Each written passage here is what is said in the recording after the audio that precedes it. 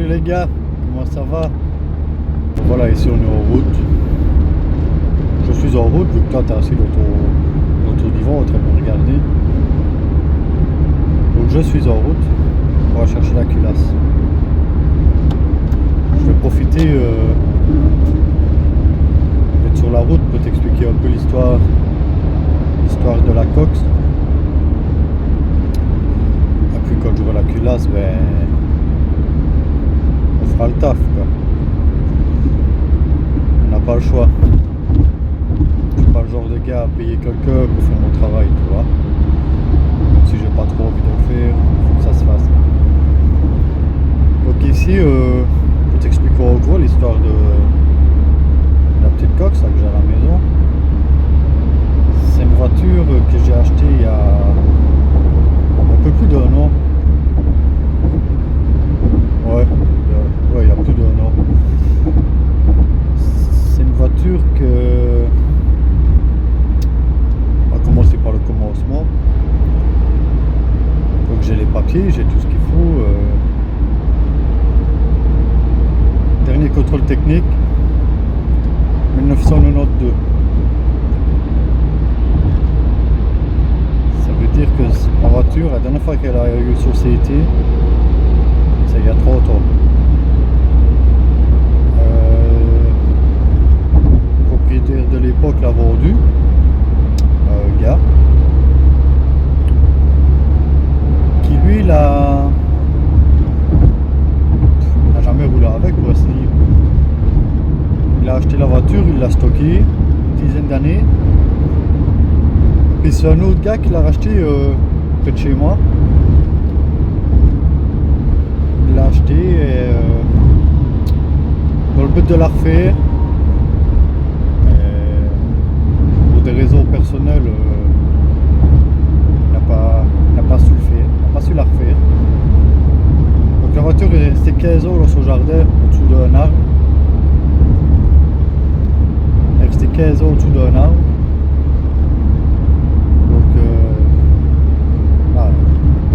C'est aussi bien que moi quoi. Quand l'autre qui bouge pas sur le terrain humide, au-dessous d'un arbre, c'est pas ce qu'il y a de mieux. Puis il a décidé de la mettre dans un garage. Donc il a loué un petit garage, un petit box là. Il l'a mise dedans. La voiture était déjà ravagée, mais bon, voilà. Il a quand même pris l'initiative de la couvrir. Donc il l'a mise dans son box. Et vers chez nous, on a eu des grosses inondations. Donc pas de bol pour lui. Pas de bol pour lui, la voiture elle a été inondée jusqu'au dessus. Dans son garage, il y avait 2 mètres d'eau. Donc la coque, elle nageait, tu vois.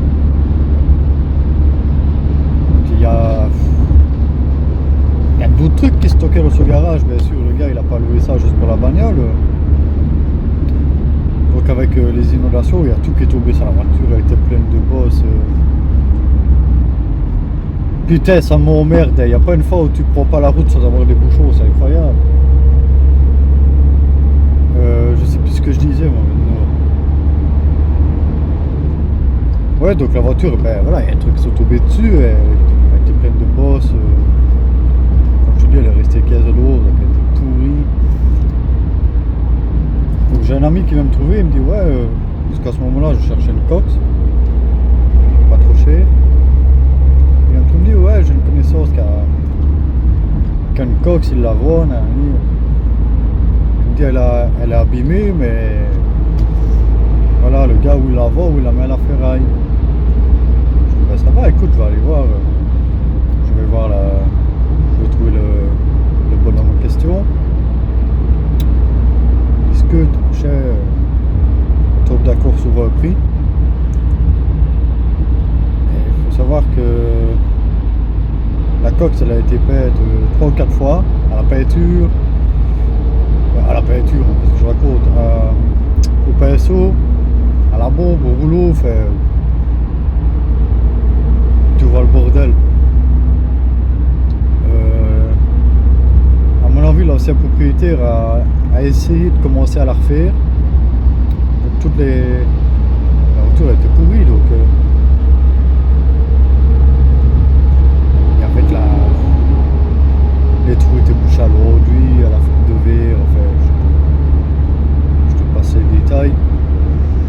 Donc on tombe d'accord sur prix. Le gars, ça faisait 20 ans qu'il l'avait, je crois. Ouais, 15 ou 20 ans qu'il l'avait, je sais plus. Et il n'avait jamais entendu tourner. Mais tu sais, moi, la coque, elle a été inondée, machin, il y a de la boue partout. Je me dis, tant pis, je vais prendre le risque. Donc je l'achète. J'essaie d'abord de faire tourner le moteur à la main. Et là, ça bougeait pas trop. Je me dis, aïe, le moteur est grippé. Tant pis, je prends le risque. Donc j'embarque la bagnole, je la ramène à la maison. Je la vide de toute son eau, parce qu'elle est encore pleine de flotte. Je prends une clé sur la poulie du vilebrequin. J'essaye de tourner. Le moteur est tourné d'un quart dans un sens, un quart dans l'autre. Je me suis dit, c'est déjà bon, tu vois. Sans trop forcer, sans trop. Du coup, ce que j'ai fait, j'ai enlevé les bougies. J'ai vidangé le moteur, j'ai enlevé les bougies. J'ai foutu du mazout pendant 24 heures. Après 24 heures, j'ai mis un peu d'huile dedans. J'ai nettoyé mes bougies, j'ai mis. Je les ai remises. J'ai dû nettoyer le carbu aussi. J'ai retesté avec ma clé là, sur le vilebrequin. Là, c'était mieux. Ça tournait deux demi-tours de chaque côté. Et à force de jouer, le moteur s'est décalé.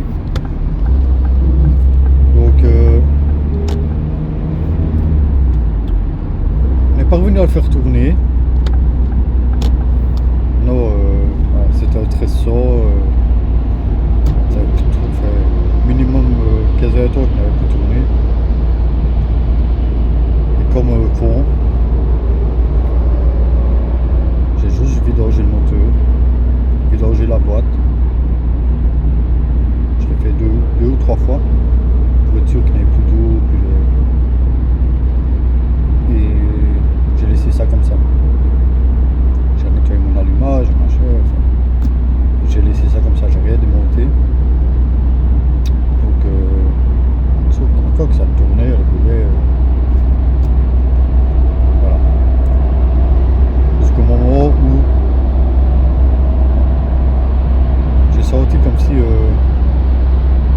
mon moteur forçait, qui serrait, tu vois.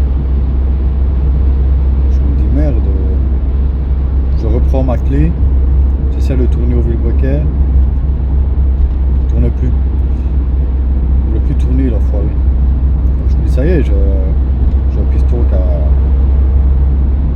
qui a serré, tu vois. Donc je me dis tant pis, tant qu'à faire, je vais démonter. Et si c'est la merde, je le montrerai au cesson. Parce qu'il faut savoir que les blocs sont les mêmes. Que ce soit du saut, tressor, cesson, c'est les mêmes blocs. Donc je démonte, je déculasse, machin, et mon piston il n'avait rien. En réalité, la bielle et le coussinet se sont mariés avec le vilebrequin.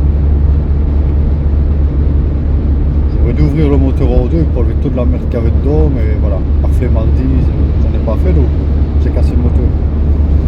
Donc je me dis tant pis, je vais remonter en 1600, mais faut que j'ouvre le moteur en deux, j'ai pas envie. Donc j'avais un autre bloc qui traînait à la maison, donc j'ai racheté un kit de piston oscillaire.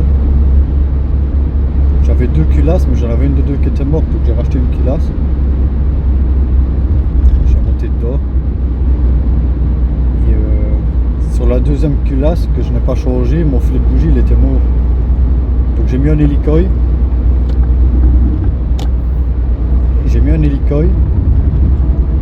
Et quand j'ai mis ma bougie, elle bougeait un peu, mais je me dis tant pis, tu vas prendre le risque, tu verras bien. Au pire, la bougie elle saute, tu tourneras sur 3 cylindres et voilà. Le problème, c'est ce que j'ai fait. Mais le problème, tu verras ça après au démontage. que effectivement ma bougie elle a foutu le corps. Mais il n'y a pas que ça. La bougie est sortie de son trou et à mon avis quand elle est sortie, elle m'a fait un poids de chauffe et elle a mangé ma culasse. Au niveau du filet de bougie, si tu veux, il me manque un morceau. Donc je sais plus rien en faire. C'est pour ça que je vais rechercher une culasse. Et de toute façon tout ça tu verras au démontage, je te montrerai ça.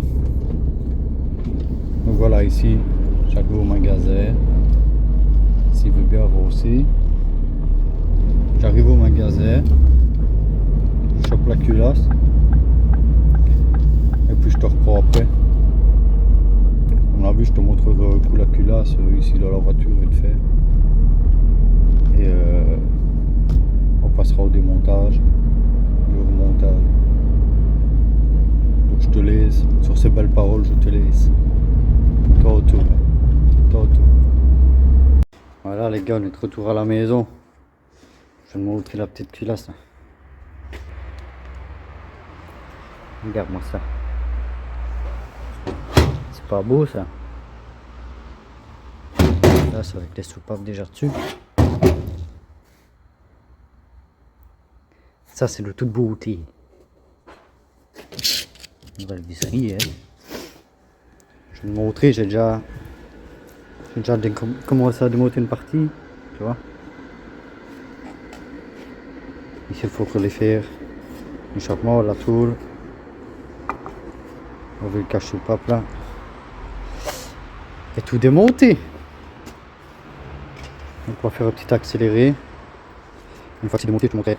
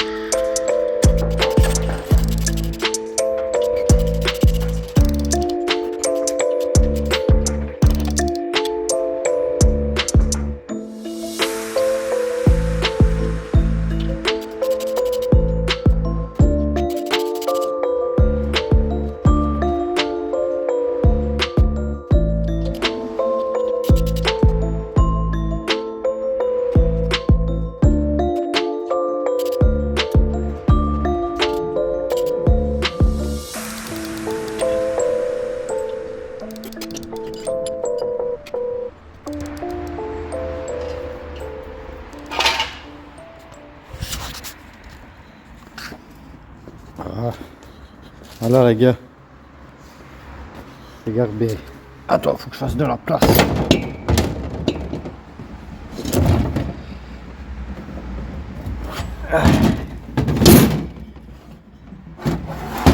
Regarde-moi ça. Regarde-moi ça le merdier. Je sais pas si tu vois. Tu vois là. Donc au bout. C'est fondu à salope. Putain. Et là elle commence à se fondre aussi. C'est une maladie sur les sensors. Là ce qui se fond. Mais ça, le trou là, c'est pas normal. Normalement tu dois avoir un trou bien rond, tu vois. Là, voilà. Voilà la merde. Je sais pas si tu vois bien sur la vidéo, mais manque un beau petit morceau. Alors voilà. On n'a plus qu'à remonter tout ça. Une fois que c'est monté, on fera le réglage soupape. Et il faut aussi que je retorde un peu les ressorts, toi, des guides de poussoir. Faut que je torde un peu les ressorts parce que les jouets sont nouveaux et j'ai une fuite. Ça fouille un peu. Donc on va retordre ça en même temps. Et à mon avis, je déculasserai l'autre côté pour faire la même chose. Bien. Ils sont nouveaux les pistons. Piston cylindre nouveau de 60 km.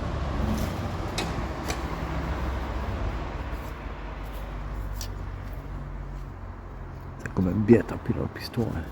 Le petit coup là. Attends, je vais essayer de le mettre au point mort haut que tu vois mieux.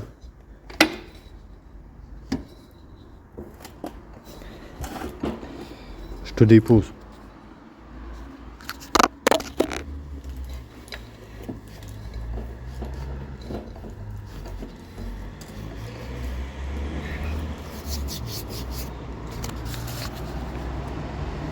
Le piston là comme ramasser une pète, bordel. Ouais, je pense que ça va rester comme ça. Je vais refrotter un coup la tête de piston pour enlever le petit tête limaille là. Je pense que ça va rester comme ça. 60 km, ça ferait mal au cul de rechanger un piston. Hein. Bon. Je te redépose là au-dessus et je continue ça. Je te reprends après.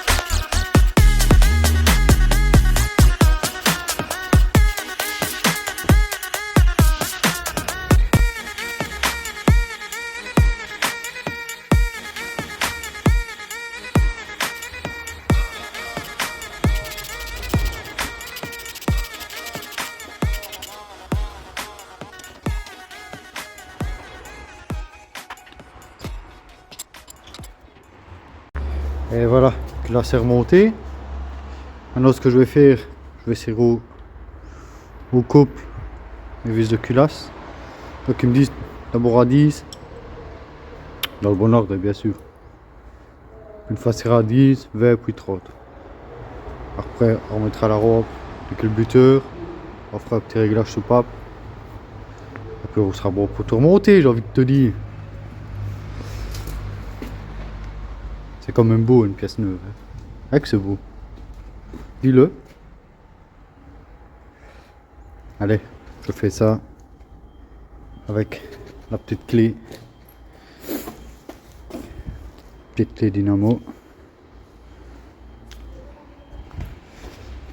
Allez go, on fait ça parce que on parle mais ça n'avance pas beaucoup.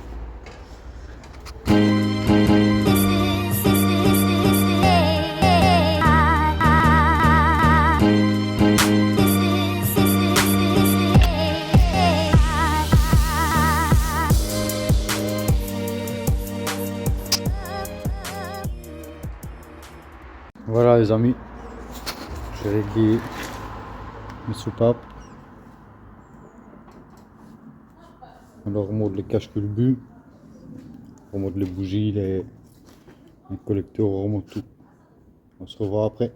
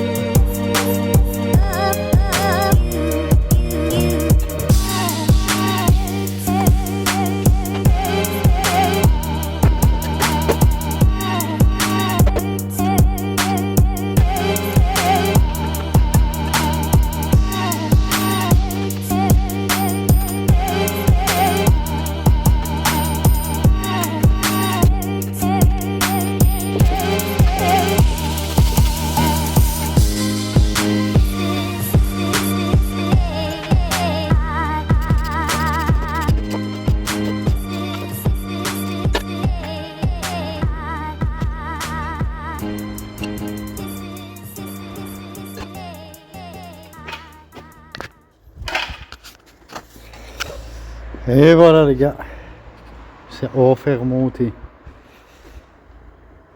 Faut que je mette la courroie, mais comme tu peux voir, attends, voilà, un petit peu, elle a vécu, donc je sais pas si je la remets pour essayer. Si je mets dessus toute nouvelle. Alors bien. Bah écoute, voilà. C'est remonté, j'ai envie de te dire. Je t'avais dit que qu'on mettrait le moteur dedans et qu'on le ferait tourner. Mais j'avais oublié cette histoire là. Cette histoire de merde là, de Guy. Donc je te le promets. Je te le promets. Prochaine vidéo. Le moteur est dedans et il tourne. Je te le promets, je te dis. Alors je te vois venir, oui, c'est des paroles en l'air, c'est des machins. Si je te dis que, c'est que. Donc voilà, prochaine fois, ben, comme je te dis, il tourne. Il tourne. Ici je vais faire essayer de reforer pour faire des nouveaux guides. Je sais pas si je vais filmer parce que il n'y a rien d'intéressant à ça. Puis ça ne sera pas fait dans les règles de l'art, donc je te vois déjà finir avec tes critiques. Enfin bref, je m'en fous. Bon voilà les gars. Prochaine vidéo, ça tourne. Ça roulera sur moi aussi. En plus, regarde, faut que je ressors du trou là. Faut que je. J'ai un petit peu la flemme, j'ai envie de te dire. Bon, allez, sur ces belles paroles, je vais te laisser. Je vais aller me décrotter un coup. Et on se reverra sûrement. Ou peut-être pas. C'est toi qui vois. Allez, ciao les gars.